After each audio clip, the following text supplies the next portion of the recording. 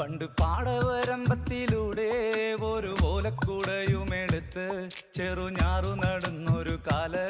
തന്നു ഓടി നടന്നൊരു പെണ്ണെ, കയ്യിൽ കരിവളയിട്ട് കണ്ണിൽ കൺമഷി കൊണ്ടുവരച്ച് പിന്നെ വാർമോടിയൊക്കെ വിരിച്ച് നല്ല ചേലുള്ള പാവാടയിട്ട് ആ തോട്ടോരത്തുള്ളൊരു കൈതോലക്കൂട്ടത്തിനോരത്തു നിൽക്കണ ഒരാൾ മരത്തിൻ ചോട്ടിലിരിക്കണ ദേവിക്കു ചാർത്തു